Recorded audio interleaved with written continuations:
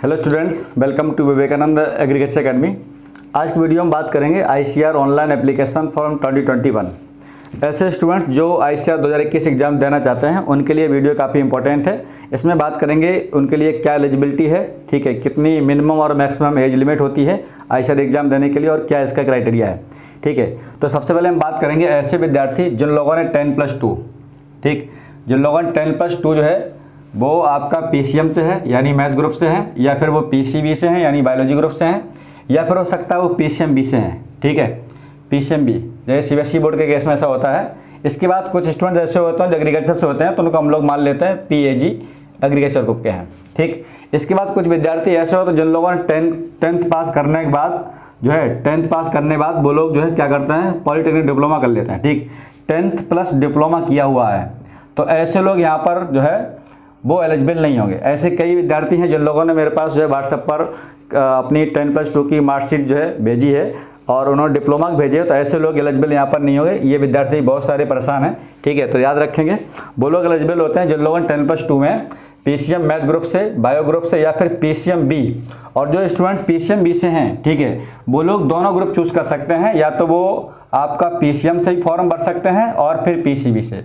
अब मैं देख रहा था कल जो है जब से आपके आईसीआर एग्जाम डेट आई है तब से कई विद्यार्थी बहुत सारे कन्फ्यूजन में यहाँ पर है, ठीक है। कुछ लोग बोलते हैं हम लोग 2 बार फॉर्म भर सकते हैं, किया उन्होंने 10+2 पीसीएमबी से ही है, वो बोल रहे हैं हम एक बार पीसीएम भरेंगे और दूसरी बार जो है पीसीबी से भरेंगे। ऐसा पॉसिबल नहीं है, ठीक है, याद रखेंगे। आपने अगर पीसीएमबी से पास किया तो या तो आप पीसीएम फॉर्म भर सकते हैं या फिर आप पीसीबी से, दोनों में से कोई एक चॉइस फिल, ठीक है। अगर आपकी बायो अच्छी है और ये एक ऐसा पार्ट होता है जो स्कोरिंग पार्ट होता है, तो मैथ ग्रुप को छोड़ करके आप अगर पीसीएमबी से हैं तो आप पीसीबी को चूज़ करिए, तो आपको आईसीआर में जाना बहुत ही आसान होगा, ठीक है। अब यहाँ पर हम बात करते हैं तो सब्जेक्ट की बात हो गई है। अब यहाँ पर हम बात करेंगे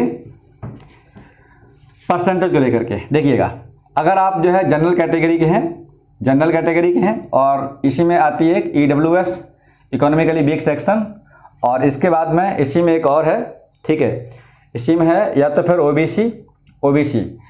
अगर स्टूडेंट्स इन कैटेगरी बिलोंग करता है तो उसके 10+2 में जो मार्क्स हैं वो आपके 50 मार्क्स होने चाहिए, 50%, ठीक है, ऑल ओवर। ऐसा नहीं है कि 50% पर सब्जेक्ट से हों। अगर आप टोटल परसेंटेज यहाँ पर देखा जाए, टोटल परसेंटेज 50% है तो आप एलिजिबल होंगे आईसीआर में। इसके बाद बात करते हैं कुछ और। अब यहाँ पर बचा हुआ एक और कोर्स है, जैसे आपका एक और है यहाँ, जैसे अगर आप एससी कैटेगरी के हैं, एसटी के हैं, या फिर आप थर्ड जेंडर हैं, ठीक है, तो इनके लिए जो है परसेंटेज बहुत कम होता है, वो केवल यहाँ पर 40% है। यहाँ पर अगर 10+2 में आपने 40% पास किया तो आप आईसीआर एग्जाम जो है दे सकते हैं और फॉर्म को भर सकते हैं। अब सबसे मेन इंपॉर्टेंट यहाँ पर बात यह है एज लिमिट को लेकर के। यहाँ पर बात करते हैं इसकी एज लिमिट क्या है, ठीक है। अच्छा, इसमें एक चीज़ याद रखेंगे, एज लिमिट है वो मिनिमम है, हालांकि मैक्सिमम एज लिमिट के बारे में आईसीआर के प्रोस्पेक्टस में एनटीए ने कभी दिया नहीं आज तक, ठीक है। तो यहाँ पर जो मिनिमम एज है, हम लोग बात करेंगे एज के बारे में, यानी आयु संबंधी एज, तो बात करेंगे यहाँ पर आयु के बारे में।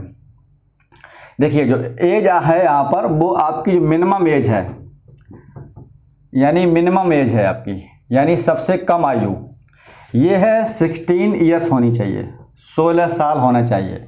और ये 16 साल किस डेट में होना चाहिए? 31/8/2021 को, 31/8 और 2021 को मिनिमम एज आपकी इतनी होनी चाहिए। अब देखिए, मैक्सिमम एज यहाँ पर नहीं है, प्रोस्पेक्टस में ऐसा कोई जो है नहीं अपडेट है, लेकिन मैं ये देख चुका हूँ कि जो विद्यार्थी गैपिंग हो चुका जिनका, या फिर जिनकी एज जो है करीब 22 साल तक है, तो ऐसे विद्यार्थी आईसीआर एग्जाम दिए हुए हैं, ठीक।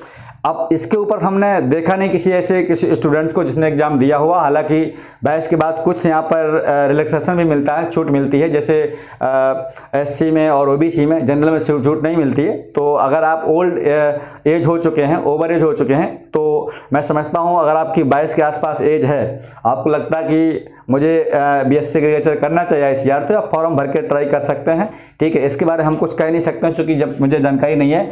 22 साल तक के स्टूडेंट कई सारे ऐसे हैं जिन्होंने एग्जाम दिया है, क्वालिफाई हुए हैं और आज बीएससी एग्रीकल्चर कर रहे हैं आईसीआर, ठीक है। तो ये तो बात हो गई यहाँ पर एज लिमिट को लेकर के, तो 22 साल तक आप लोग दे सकते हैं। अब किसी के यहाँ पर गैपिंग हो गया बस बहुत सारा, कुछ बच्चे ये भी बात करते हैं, मान लो उन्होंने अगर आपका इंटर जो पास किया 19 में किया हुआ है या 2018 में पास किया हुआ है और वो BA BSc करने लगे, अब उनको लगता है एग्रीकल्चर एक अच्छा माध्यम है करियर बनाने का, तो हम जहाँ चले जा सकते हैं, तो उनका यहाँ पर गैपिंग हो गया है। तो गैपिंग जो भी आपका हुआ हो उस गैपिंग से कोई मतलब नहीं है। आप BSc एग्रीकल्चर अगर आप करते हैं ICR में, तो आपने पहले अगर डिग्री इनकम्प्लीट है तो आप उसको छोड़ सकते हैं, ठीक। बस यहाँ पर फर्क ये पड़ेगा कि आपने अगर यहाँ पर BSc किया है या BA किया हुआ है या कोई कोर्स किया हुआ है, उसमें अगर आपने स्कॉलरशिप ले रखी है तो आपको इस यूनिवर्सिटी में जाने पर स्कॉलरशिप नहीं मिलेगी, ये एक कंडीशन है, ठीक है। चलिए, ये तो बात हो गई एज को लेकर के, ठीक। और जो ICR फॉर्म भरने की जो डेट है वो आपकी 20 अगस्त डेट है, ठीक है। तो ये हो गई यहाँ पर 2 मेन पॉइंट जिनमें काफ़ी बच्चे कन्फ्यूजन रहते हैं। इसके बाद हम लोग बात करेंगे यहाँ पर आपकी ऑनलाइन फीस कितनी है, ठीक है।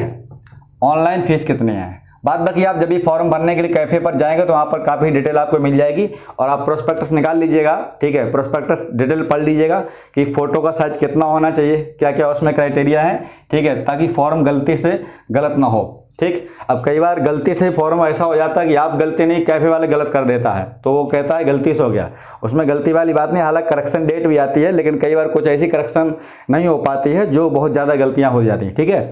तो ध्यान रखेंगे। इसको हम लोग बात करेंगे इसकी ऑनलाइन फ़ीस के बारे में। ऑनलाइन फ़ीस यहाँ पर कितने रखी गई इस बार, जो इसकी ऑनलाइन फ़ीस है वो प्योर जनरल की जो है वो 770 है, 770 रुपये है। इसके बाद बात करेंगे EWS और OBC, ठीक है, इसकी जो है 750 रुपये है, ठीक है, 750 रुपये है। इसके बाद बात करें यहाँ पर SC ST और थर्ड जेंडर, इसकी जो यहाँ पर फीस दे रखी है बहुत ही मिनिमम फीस है 375 रुपये। और क्या चाहिए, सिलेक्शन भी आसानी से हो जाता है, 300 नंबर ले आओ, टॉप यूनिवर्सिटी मिल जाती है SC ST कैटेगरी को, उसके बावजूद काफ़ी लोग नहीं जा पाते हैं, ठीक है। चलिए, तो ध्यान रखेंगे, ये हुआ ऑनलाइन फीस के बारे में, ठीक है। और अब हम यहाँ पर बात करते हैं आपके एग्ज़ाम डेट के बारे में, ठीक है। अब यहाँ पर हम लोग बात करेंगे एग्ज़ाम डेट के बारे में। एग्ज़ाम डेट आप सभी को पता है। अब यहाँ पर एग्ज़ाम डेट एक ऐसी है जो नीट के साथ थोड़ी सी ओवरलैपिंग कर रही है, ठीक है।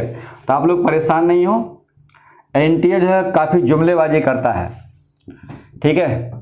जुमलेबाजी आप लोग समझ रहे हैं, आप लोग समझते होंगे, ठीक। NTA ICR नीट साथ नहीं करता है, लेकिन एग्रीकल्चर साथ NTA काफ़ी जुमलेबाजी करता है। तो पहले आपको डरा रहा है, आप तैयारी कर लीजिएगा, इसी डेट को एग्जाम डेट मानिएगा, बाद में वो पोस्टपोन करेगा जरूर, ठीक है। मेरा ऐसा भरोसा है और मैं मानता भी हूँ, क्योंकि नीट के एग्ज़ाम हमेशा बाद ही ऐसा एग्ज़ाम होता है, ठीक। तो हम लोग यहाँ पर बात करते हैं अब एग्ज़ाम डेट के बारे में। आपकी एग्ज़ाम डेट लगी हुई है, ठीक है, आपकी एग्ज़ाम डेट है, ज़्यादा टाइम खैर नहीं है, ठीक है। काफ़ी विद्यार्थी ऐसे थे बहुत पहले जो पढ़ाई करते करते थे बीच में बंद कर दी, सोचते हैं अब क्या करेंगे, ऐसे एग्जाम डेट आई नहीं है, जब आएगी तब पढ़ लेंगे। तो ऐसे विद्यार्थियों को कुछ ठिकाना है नहीं और नहीं ठिकाना कहीं मिलेगा, ठीक है। जो कंटिन्यू चाहिए होता है स्टडी के लिए, अगर आप स्टडी के बीच में ब्रेक करते हैं तो समझ लो आप 1-2 साल ब्रेक हो सकता है, ठीक। चलिए, कंपटीशन मामले में मैं हमेशा कड़ू वचन बोलता हूँ और कटु वचन हमेशा सत्य वचन होता है, ठीक है, ध्यान रखना। चलिए, अब हम यहाँ पर बात करते हैं इसकी जो एग्ज़ाम डेट दे दी गई है वो 7 और 8 और 13 सितंबर दे दी गई है। अब देखिए यहाँ पर कंडीशन ये है कि 12 सितंबर को नीट का पेपर है। अब जो विद्यार्थी नीट का एग्ज़ाम देंगे वो बताइए, ऐसा पिछले बार भी हुआ था, याद करिए 2020 में, ठीक है। तो ये एग्ज़ाम आपका पक्का नीट के बाद हो जाएगी, ठीक है। यहाँ पर जो आपकी ICR एग्ज़ाम डेट है वो मेरे ख्याल से 100% पोस्टपोन होकर के वो 12 सितंबर के बाद शिफ्ट हो जाएगी आगे, ठीक है। फिलहाल आप ये मान लीजिएगा कि सितंबर आपका एग्ज़ाम होना तय है। वो आपका फर्स्ट वीक यहाँ पर दे रखा है, हो सकता है वो लास्ट वीक सितंबर जा सकता है, लेकिन सितंबर में एग्ज़ाम आपका होना तय है। आप पास में अगस्त का मंथ है और सितंबर में जो भी आपके दिन मानते हैं तो लगभग 1.5 मंथ का टाइम मिलेगा, 40-45 दिन है, बहुत ज़्यादा दिन नहीं है, ठीक है। तो हम लोग बात करेंगे आगे वीडियो में भी इसकी स्ट्रेटजी क्या होनी चाहिए, कौन कौन से सिलेबस में क्या सिलेबस पढ़ना चाहिए, आपके कितने चैप्टर इंपॉर्टेंट होंगे और इसकी प्रैक्टिस शीट किस तरीके से करेंगे, ठीक है। बहुत सारी डिटेल यहाँ पर हम लोग अब करते रहेंगे डेली। बताया था हमने, जब भी आपका ICR फॉर्म आ जाएगा हम लोग बहुत सारे वीडियो बना के आपको डालते रहेंगे, ठीक है, देते रहेंगे और यूट्यूब पर अपलोड करते रहेंगे, ताकि जो है आप में एक जोश बना रहे, ठीक है। इसके बाद कुछ विद्यार्थी आज भी कहते हैं सर ICR में नंबर ऑफ क्वेश्चन 180 आते हैं। ऐसा नहीं है, यहाँ पर हम लोग बात करेंगे नंबर ऑफ क्वेश्चंस के बारे में, यानी क्वेश्चन कितने आते हैं। तो नंबर ऑफ क्वेश्चन जो आते हैं वो 150 क्वेश्चन आते हैं। अब ये 150 क्वेश्चन आपको पता है 3 सब्जेक्ट आप पास होते हैं, PCM, ठीक है, PCM। अब देखिए यहाँ पर बच्चों को बहुत कन्फ्यूजन होगी ये चीज़, हालांकि मुझे इस चीज़ पर बहुत ज़्यादा चर्चा नहीं करनी चाहिए, लेकिन ये चिंता का एक विषय है आपका और ये बहुत बड़ा सवाल भी है। जैसे कुछ विद्यार्थी पीसीएम के हैं, अब वो कहते हैं सर मैं यहाँ पर मैथ को छोड़ करके एग्रीकल्चर कर सकते हैं। देखिए, अगर आप मैथ कर सकते हैं, मैं मानता हूँ पीसी आप भर सकते हैं। यहाँ पर देखिएगा, एक पीसीएम है, एक यहाँ पर ऑप्शन होता है पीसीबी, एक है ऑप्शन पीसीबी यानी बायोलॉजी से, ठीक है, पीसीबी। एक होता है एसीबी, एग्रीकल्चर, केमिस्ट्री और बायोलॉजी, ठीक है। एक होता है ऑप्शन यहाँ पर पीसीए, पीसीए। इतने सारे आपको ऑप्शन मिलेंगे आईसीआर में चॉइस फिल करने के लिए। क्या क्या कर सकते हैं आप? पीसीएम, पीसीबी और इसके बाद आता है पीसीए, इसके बाद आता है पीसीए यानी फिजिक्स केमिस्ट्री एग्रीकल्चर, इसके बाद आता है सीबीए या फिर एबीसीए की बात है सीबीए। अब एक चीज़ ध्यान रखना, जो विद्यार्थी मैथ वाले हैं वो पीसीए करना चाहते हैं, पीसीए कर सकते हैं। लेकिन एक बात बहुत ध्यान रखना, आपने अगर 10+2 11 12 दोनों मैथ पढ़ा हुआ है, अब आप एक मंथ में सोच रहे हैं एग्रीकल्चर हम लोग पी लें, हलवा नहीं है पी लेंगे, हालत ख़राब हो जाएगी। आप याद करिए 2020 के पेपर देख लिए एग्रीकल्चर वालों के, हालत ख़राब हो चुकी है। चूँकि पेपर अब एनटीए बना था, आईसीआर वाला ज़माना चला गया जो बिल्कुल सीधा पूछा जाता है कि मूली क्या है, आलू क्या है, गन्ना क्या है, लौकी क्या है, ये सब सवाल सारे चले गए, खत्म हो गए। अब जो पेपर आता है वो बहुत ही टफ आता है। पिछले बार पेपर देखिए आप आईसीआर एग्रीकल्चर का, तो एग्रीकल्चर जो बच्चे एग्रीकल्चर के थे वो तक यहाँ पर आधे नहीं कर पाए। अब आप मैथ में कम से कम आप 20 क्वेश्चन कर ले जाएंगे, लेकिन एग्रीकल्चर में आप 20 क्वेश्चन नहीं कर सकते हैं। क्यों? वजह ये है, आपने मैथ में सारी फॉर्मूले और डेरिवेशन पढ़े हुए हैं। अब मैं आपको गन्ना खेती पढ़ाऊंगा तो गन्ना के बारे में आप क्या सीखेंगे? अब मैं कहूँगा ओपिसिनेरम सक्करम है, ये सक्करम ओपिसिनेरम है, ग्रेमनी फैमिली है, तो ये सब चीज़ आपको समझ में नहीं आएगी, ठीक है। तो ध्यान रखेंगे, आप अगर मैथ ग्रुप से हैं तो आप पीसीएम को चूज़ करें, बायो ग्रुप के हैं तो पीसीबी से चूज़ करें, और एग्रीकल्चर के हैं, हाँ जो विद्यार्थी एग्रीकल्चर के हैं वो एबीसी चूज़ कर सकते हैं। लेकिन आपको पता है एग्रीकल्चर जो विद्यार्थी हैं उनको बायोलॉजी और केमिस्ट्री एग्रीकल्चर में जो पढ़ रखी है वो यहाँ पर काम आने वाली नहीं है। आपको यहाँ पर एनसीईआरटी में फॉलो करनी पड़ेगी। मैं कई बार कह चुका हूँ, आप एनसीईआरटी पढ़िए, एनसीईआरटी पढ़िए, एनसीईआरटी पढ़िए, तभी आपका यहाँ पर नैया पार लग सकती है। 11 12 वाली एग्रीकल्चर केमिस्ट्री बायो आपकी नैया पार नहीं लगेगी। कुछ विद्यार्थी समझते हैं कि आईसीआर एग्रीकल्चर बहुत आसान आती है, ऐसा नहीं है। एग्रीकल्चर आसान आती है, वो आती है बीएचयू में। बीएचयू आप देखिए पेपर उठा एग्रीकल्चर का तो कोई विद्यार्थी 10 मिनट में 50 क्वेश्चन कर लेगा, बट आईसीआर में इतना आसान नहीं है। अब जब एनटीए लिया हुआ तब, पहले जो 2018 पहले आप एग्जाम कराता आईसीआर तो उस समय पेपर काफ़ी इजी आता था, और उस समय फिजिक्स केमिस्ट्री की मैथ का पेपर बहुत इजी आता था। आप उठा के देखिए 20 वाला पेपर, तो शायद नीट से भी कहीं टफ था 16 सितंबर का पेपर। ये बात शायद हर किसी को पता है, बच्चे की जानकारी है ये, ठीक है। तो इस चीज़ को ध्यान रखें, यहाँ पर हम कोई ग्रुप चूज कर सकते हैं, कोई समस्या नहीं है, ठीक है। लेकिन याद रखें हम ग्रुप उसी को चूज करें जिसमें आपने 10+2 पास किया हुआ, ताकि कोई दिक्कत समस्या ना हो यहाँ पर खड़ी, ठीक है। तो ध्यान रखेंगे, चूंकि अगर मैथ ग्रुप पढ़ा हुआ तो आप पीसीएम ज़्यादा अच्छा रहेगा, तो एग्रीकल्चर आपको समझ में नहीं आएगी, और वो एग्रीकल्चर समझ में नहीं आएगी जो बीएचयू, हाँ बीएचयू में सिंपल आती है, बीएचयू में आप कर सकते हैं अभी फिलहाल, जब तक एनटीए नहीं लिया हो तब तक। अभी जो पैटर्न है उसका पुराना वाला उसमें कर सकते हैं, कोई समस्या नहीं है, ठीक है। तो ये बात होगी नंबर ऑफ क्वेश्चन के बारे में। अब यहाँ पर हम लोग देखते हैं जो नंबर ऑफ क्वेश्चन हैं आपके वो कितने नंबर के होते हैं, ठीक है, और कितने नेगेटिव मार्किंग होती है, ठीक। चलिए, बाद बाकी फॉर्म भरना तो आप लोग जो है कैफे पर जाएंगे, तो मुझे ज़रूरत नहीं है कि हम आपको बताएं कैसे भरेंगे, ठीक है। उसमें कुछ है नहीं, बहुत सिंपल तरीका है। चलिए, हालांकि थोड़ा तकनीकी चीज़ों में मैं पीछे हूं, और वैसे भी कई विद्यार्थी बोलते हैं सर आप वीडियो जल्दी नहीं बनाते हैं।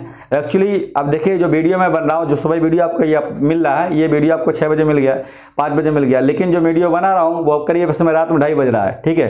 तो मेरा जो वीडियो बनता है रात 2-3 बजे की वीडियो होता है। दिन भर मैं अपनी क्लासेस में बिजी रहता हूँ, दिन में वीडियो नहीं बना सकता हूँ, कितनी भी जरूरी अपडेट आए तब भी, ठीक है, मजबूरी है, ठीक। लेकिन मैं रात में वीडियो बना के आपके लिए जरूर दूंगा, वो चाहे मोटिवेशन वीडियो हो या वो स्ट्रेटजी वीडियो हो, कैसा वीडियो हो वो आपके लिए जरूर दूंगा, ठीक है। और बाद बाकी जो विद्यार्थी आईसीआर फॉर्म भर रहे हैं, बीएचयू तैयारी कर रहे हैं, हम लोग डेली शाम को 7 बजे बाद लाइव रहते हैं यूट्यूब पर, ठीक है। तो आप लोग यूट्यूब पर लाइव जरूर रहिएगा। ये मत सोचिए कि पेपर ये यूपी करवा रहे हैं, झारखंड करवा रहे हैं, महाराष्ट्र करवा रहे हैं। आपके लिए वो कॉन्सेप्ट जो बताते हैं हम लोग वो आपके लिए काफ़ी अच्छे और ईजी होंगे, स्टैंडर्ड होते हैं, आपके लिए काफ़ी लाभदायक होंगे वो, ठीक है। क्योंकि लाइव क्लास किसी की भी हो, अगर आप कंटेंट अच्छा मिल रहा है तो उसको फॉलो करना चाहिए, वो पढ़ना चाहिए। अगर आपको लग रहा है कि ये लोग कंटेंट अच्छा नहीं देते हैं तो कोई बात नहीं, आप दूसरा चैनल फॉलो कर सकते हैं, ठीक है। तो ये बात होगी इसको लेकर के, ठीक। अब यहाँ पर बात करते हैं, आपका जो एक क्वेश्चन होता है, एक क्वेश्चन यानी आपका एक क्वेश्चन होता है वो आपका होता है 4 नंबर का, ठीक है। तो आपके पास 150 जो क्वेश्चन है वो 4 नंबर से मल्टीप्लाई करोगे तो आपके पास 600 मार्क का यहाँ पर पेपर होता है ICR का। इस 150 क्वेश्चन करने के लिए आपके पास जो टाइम मिलेगा वो 150 मिनट मिलता है, 50 मिनट, यानी 60 दूनी 120 और 30 आधा घंटे। इसका मतलब 2.5 घंटे का पेपर होता है और इस 2.5 घंटे पेपर में आपको 150 क्वेश्चन तोड़ने होते हैं, जिसमें 50 क्वेश्चन फिजिक्स, 50 क्वेश्चन केमिस्ट्री, ठीक है। यहाँ पर आपका 50 क्वेश्चन आपका केमिस्ट्री हो गया और आपका जो भी मैथ और बायो सब्जेक्ट है, ठीक है, उसके लिए 50 क्वेश्चन। तो मैं समझता हूँ काफ़ी अच्छी तैयारी और स्मार्ट तैयारी होनी चाहिए, तभी आप 150 क्वेश्चन में से मुझे लग रहा है कम से कम आपको 90 प्लस क्वेश्चन तो करने ही पड़ेंगे अगर आपको ठीक ठाक रैंक चाहिए और सिलेक्शन चाहिए तो।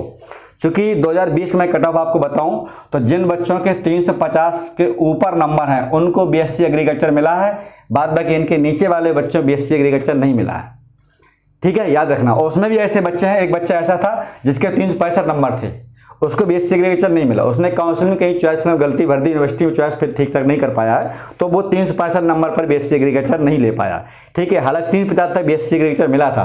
अब आप खुद समझ लीजिएगा 350 नंबर यहाँ पर कितने हो गए कि आप टारगेट रखिएगा, हमें टारगेट 100 क्वेश्चन का करना होगा, तो 100 क्वेश्चन टारगेट आप करोगे तब भी कहीं आप 90 क्वेश्चन कर पाओगे करके, ठीक है।